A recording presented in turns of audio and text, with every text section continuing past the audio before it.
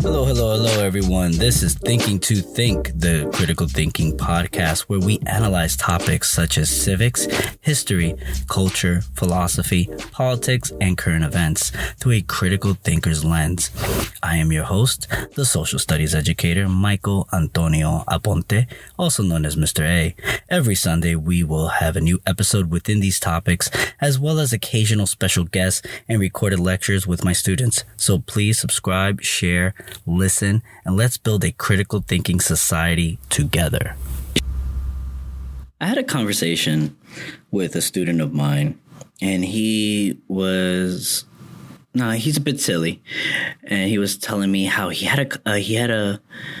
was talking online to a friend of his about how that person felt like they were being oppressed and they were feeling bonded in bondage. And first I asked, as a teacher and a concerned adult, and I inquired, but then it ended up being a emotional, like, oh, it's because everybody tells me what to do, and society and all these things, basically first world problems. And I explained to him that I kind of chuckled and said that sounds like a first world problem rather than actual bondage that is occurring today. And I explained to him about modern day slavery and how for those that are not experiencing that, we should count our blessings, which inspired me to start to have this episode. So let's begin with the fact. And the first slaves in America were Native Americans, not Africans.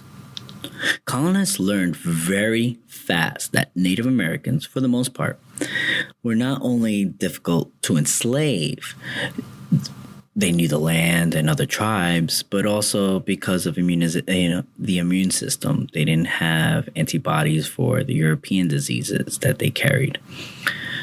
And this is a fact in history, in American history, that is well documented. More specifically, the natives who were first enslaved were Taínos, my ancestors, approximately in the year 1493 to 1508, depending if you date either Christopher Columbus or Ponce de Leon.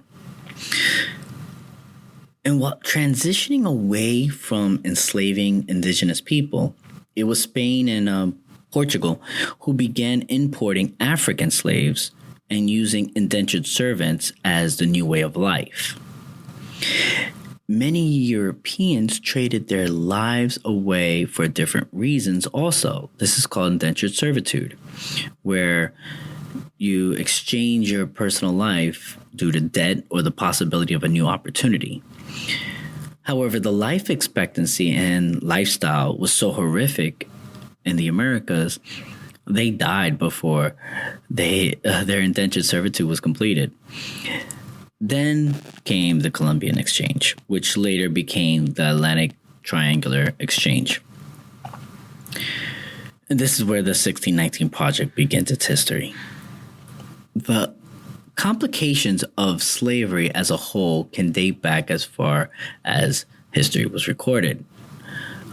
However, some of the best Western documentation of slavery would date back to Rome and Egypt with the Israelites. They were Israelites being Jewish people who were enslaved by the Egyptians.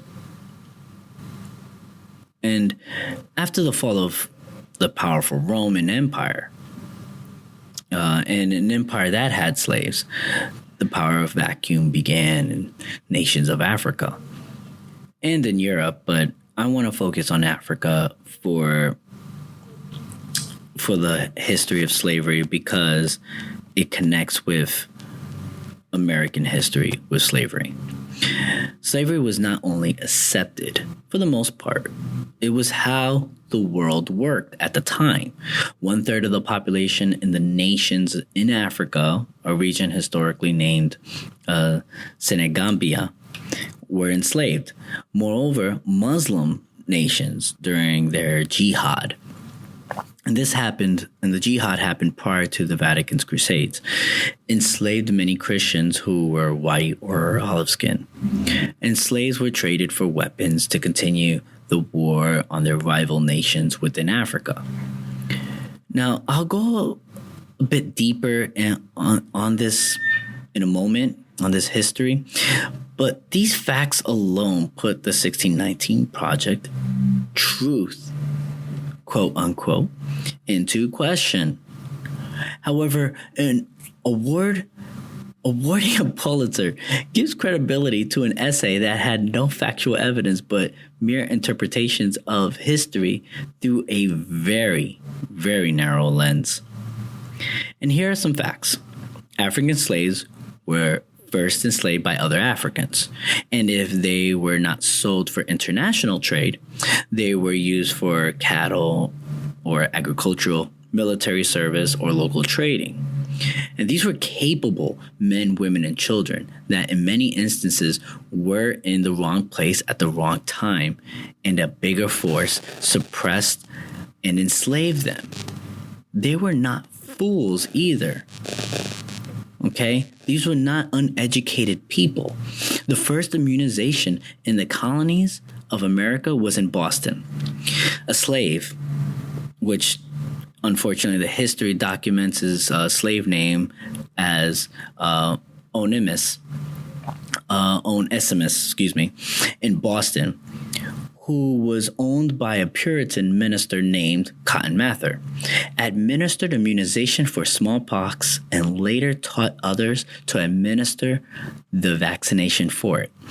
He was later credited for saving the Boston colony. Another powerful-minded slave was Phyllis Wheatley. She was purchased in Boston to be a house servant, but reports and journals, which are primary sources in history, claim she was more of an adopted daughter who was not only freed, but was educated in English, Latin, and Greek. She was the first African American and one of the first women in her time to publish a book of poetry. And from her biography, a strong supporter of America's fight for independence, Wheatley penned several poems in honor of the Continental Army's commander, George Washington. Wheatley sent one of said works, written in 1775, to the future president, eventually inspiring an invitation to visit him at his headquarters in Cambridge, Massachusetts. Wheatley accepted the offer and visited Washington in March of 1776. Slaves also brought in practices that cultivated modern medicine, foods, and musical culture that we see today, such as music that inspired almost every modern popular sound in the United States, to the Spanish music such as salsa and merengue.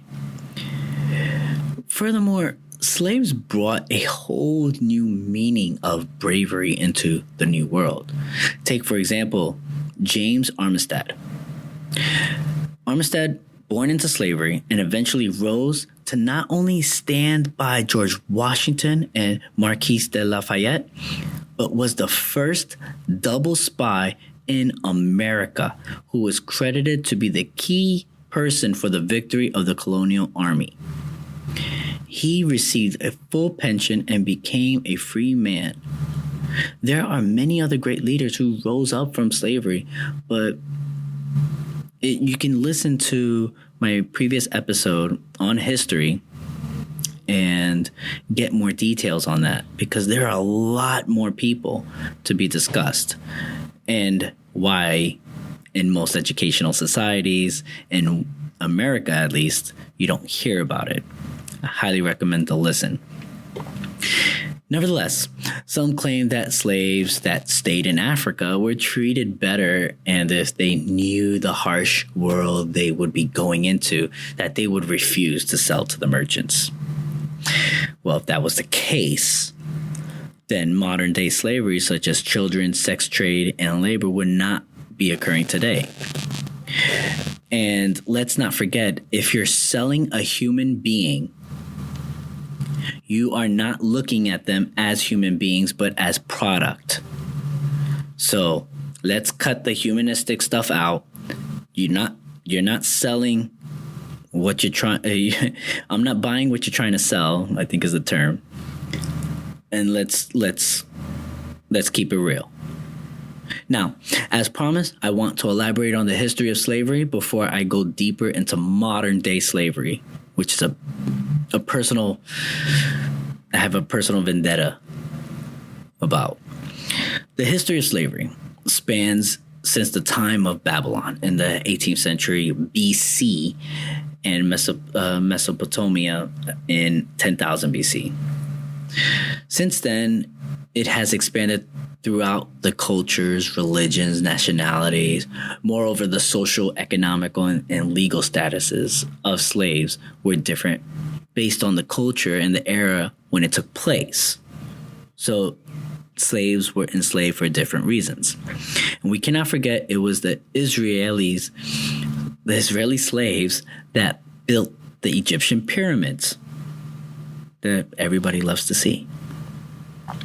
Furthermore, many people, especially during the time of the Roman Empire, bounded themselves into slavery in order to pay off debts.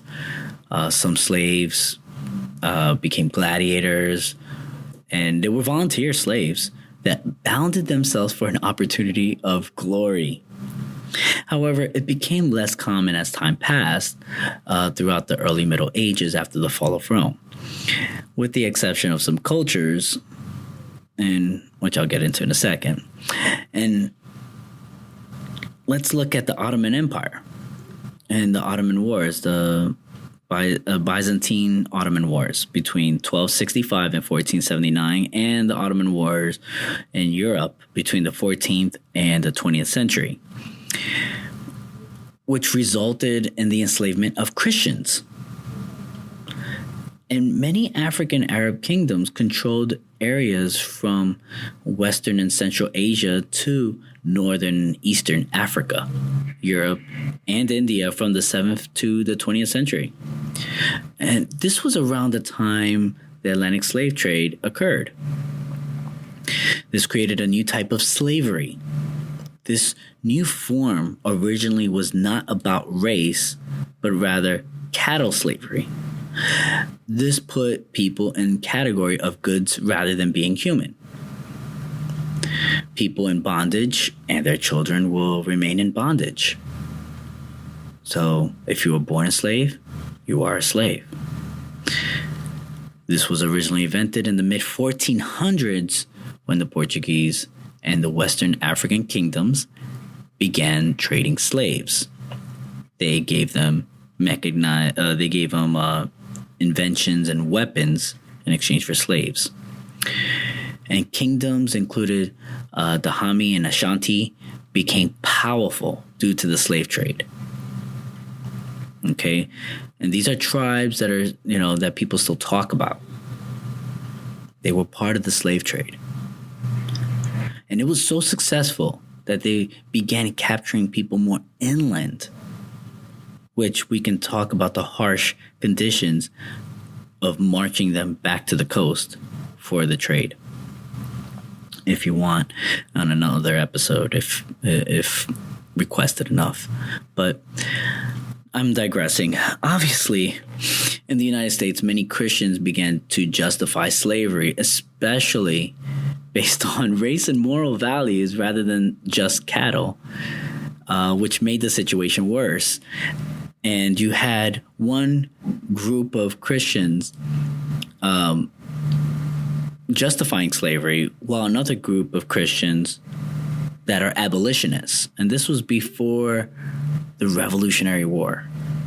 Okay, let's make this clear. This was not during the Civil War, it escalated during the Civil War, but that's 100 years, approximately 100 years, according to my calculations, of resentment towards slavery, while another group was building up and justifying the ideas of slavery. So it was bound to break, which led to the Civil War. Once again, anything that becomes a moral value, it becomes the right thing to do. And therefore, it can become very combative once the moral values are defiled. Okay? And on my next episode, I'm going to be talking about morals versus ethics. So subscribe and listen in for that. I had to do that plug-in before I continue. Despite these facts, the 1619 Project undermines a major problem the world is facing today: modern-day slavery. Millions of children and adults are in slavery in every single country in the world. This includes the United States and Europe. These modern-day slaves are used for personal and commercial gain. What is most concerning is that it can be found in plain sight. This can be people making our clothes, working in our factories, cleaning our homes, picking our crops, or serving our needs such as food and cosmetic application. So if you're going to the hair salon, for example, or if if you're a gentleman that likes to get his manicure and pedicure, and it's perfectly fine with that. But you never know, that person that you're serving, even tipping, might actually be a slave. Now, I'm not talking, and I want to make this clear. I had to take a moment of pause, and I want to make this perfectly clear. I am not talking about people being underpaid or overworked, okay? I am speaking on the purest form of slavery, through bondage and fear. It looks like a normal job that these people are doing from the outside, but the people are controlled due to violence, passports taken away, inescapable debt, or a fear of deportation. And here's a list of modern-day slaves taking shape. We have forced labor, those that work and or service people and are forced to do it. We have human trafficking. This can be forced labor, which I just mentioned, criminality, being forced into gangs, organ removal, forced marriages, and prostitution. Then we have debt bondage, and these are people that are trapped who had to borrow money and are forced to work off their debt. So basically how that works is they almost like indentured servitude, with an exception that they make it impossible for you to pay off your debt. So you will surrender yourself and you will work until they tell you when not to. But they would give you a place to sleep. They will feed you, but they will deduct it from your pay, which is barely minimal. So they make it almost impossible. And then we have slavery of children, the exploitation of children that are forced into prostitution regardless of sex. I do not care if it's a male or a transgender, whatever. Regardless of sex, this is part of their slave trade when it comes to children. And then we have military. So we have children that are forced into become child soldiers. And then we got criminality again. And then we have domestic slavery. The biggest concern is the ideas of oppression rather than actual oppression. Okay, and that's my biggest problem with the 1619 Project and how it enforces today. Slavery is not a thing of the past. Many people benefit from modern day slavery. This happens across the entire world. And by undermining the real history and learning from it, we take away the focus and our energies that could have filled up gaps and moved us forward to the present and future problems. Modern slavery is credible, factual, and backed by hard data. As for the 1619 Project, to simply claim it was verified by credible sources, not giving the specifics of the sources and how that information was processed, if through primary sources and concrete evidence, leaves nothing but skepticism.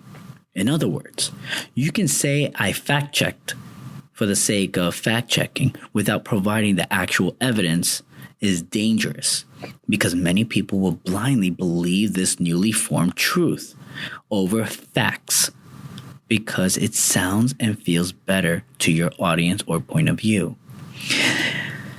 The idea of having the history of the United States start at 1619, which a lot of schools are doing today, and I'm very much against it, and based on slavery, does not only undermine the full foundation of history, slavery, and how our government was inspired, but will create a future generation of victimization, resentment rather than pride, and loss of focus to the problems that we are facing today with modern day slavery. And how can you say I'm declaring this? Well, we can see this in history. And when it comes to the revolutions and people who wrote it after, Marxist believes that the history of all hitherto, I believe is what he said, existing society is the history of class struggle. Basically, everything is a class struggle, kind of like the 1619 Project. And then you have Vladimir Lenin's books that encourage demonization, propaganda, and the ends justifying the means. And this is why history should be based on facts rather than truths that makes you feel justified, good, or angry. History is about finding the truths based on facts and learning from those lessons. That is the only way we can move forward as a society and build a stronger foundation for our future children. And maybe one day facts will equal truth rather than the opposite. So I would highly encourage you to not take things on face value. Do your research. Ask the hard questions. When it comes to modern day slavery, not only look it up, but see what you can do to combat that. It is a problem that is rising. I believe this was back in my days with the New York City Police Department, the NYPD, in a training on human trafficking. How many cartels are switching over from drugs to humans. It's more profitable and it's less manpower. It is rising, and we need to do something about that. And I hope all of you that are listening will be inspired to at least look into the matter and see what you can do to help those that are truly, truly in bondage and in need. Thanks for listening to Thinking to Think with Mr. A.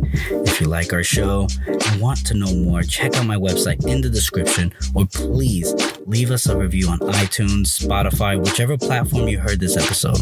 Please do not forget to share and spread the word. Join us next week where we will continue the fight to build a critical thinking society. Thank you and have a beautiful week.